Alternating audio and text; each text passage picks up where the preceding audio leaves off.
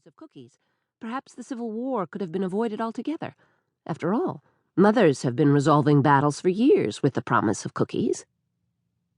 Aubriana headed for the door and paused to once again return to their original discussion. I suppose we could memorize scripture. That always seems soothing, and I'm certain it pleases the Lord. Millatine didn't really care if it pleased God or not. They hadn't exactly been on speaking terms since heinous nightmares had taken over her sleep. Walking to the window, Millatine hoped to say something that would take Aubriana's mind off of God. She pulled back the curtain and looked out on the dismal day. I hope it's not going to snow again today. At one time she had thought God to be a loving father, but over the last few months a hardness had wrapped itself around her heart.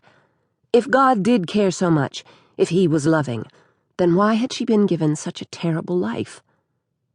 I think I'll go rest. We've had a grueling day, what with all that quilting we did earlier, and besides, I'm chilled. She let the curtain fall back in place. Stopping at the door, Aubriana gave a sigh loud enough to be heard downtown. Millatine closed her eyes and counted to 10. Waiting for what was sure to come, she sank onto the settee and crossed her arms. For whatever reason, her friend felt it necessary to worry and fret over her spiritual life. It wasn't that she didn't appreciate Aubriana's concern for her immortal soul. It was that Millatine wasn't at all convinced that people had souls. Father never had a soul. If he did, it certainly was in hell by now. If he was dead. Aubriana returned and eased onto the cushions beside Millatine, as if approaching a wild animal. Millatine, I know we've discussed this before, but you really mustn't turn your back on God. I thought there for a while you were coming around. I remember you saying that you thought God was a loving father who would see all of his children safe and happy. What happened? Life had happened. The past and all its haunting nightmares had turned a part of her heart to stone. The sermons she'd heard about God and what he could do and what he didn't do had come together to breed bitterness. Surely an omnipotent God, a truly loving God, wouldn't allow evil people to thrive and have their way. She didn't expect Aubriana to understand, nor did she feel that she had to explain. Millatine's past wasn't something she needed to describe to anyone. Fate had allowed her to stay here at the Madison Bridal School, and in time, no doubt fate would rearrange her life again, and she'd live elsewhere. Not everyone thinks like you do, Aubriana. Some people struggle to accept that there really is a God. Others are wounded by him so much that they are either terrified or go out of their way to avoid him. And which are you? Aubriana looked at her innocently, but the question nevertheless stirred ire in Millatine. That's a very personal question.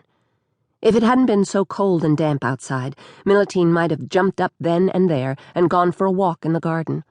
She found the solitude of the flowers and shrubs to be most soothing. But it was January, and nothing was blooming. In fact, snow had come in the night, and now the entire world was shrouded in white. But one glance at Aubriana reminded Millatine that her friend was being just that, a friend. In an effort to soften her words, she patted Aubriana's knee. I suppose I've simply had a change of heart. I thought we were friends. Goodness, we've told each other all of our deepest secrets. No, we haven't. Millatine's statement was matter-of-fact. Aubriana had relayed a great many secret wishes and desires about the death of her mother and adoption as a toddler by the old ladies who ran the bridal school. Aubriana had even let Millatine in on her clandestine trips to help the poor and needy in the less desired parts of town. In turn, Millatine had shared very little. And she had no intention of sharing anything more. But at the shocked look on Aubriana's face, Millatine worried that she'd hurt her friend's feelings. And friends weren't exactly plentiful in her life. Some of my secrets need to remain hidden. They are ugly and painful, and I wouldn't burden anyone, much less my dearest friend, with such things. But that's what friends are for, Aubriana countered. Think of Jesus with his friends Mary and Martha. Their brother Lazarus had died, and to keep listening to this audiobook. I've left you a link in the description so you can do it, at no cost thanks to Audible's 30-day free trial.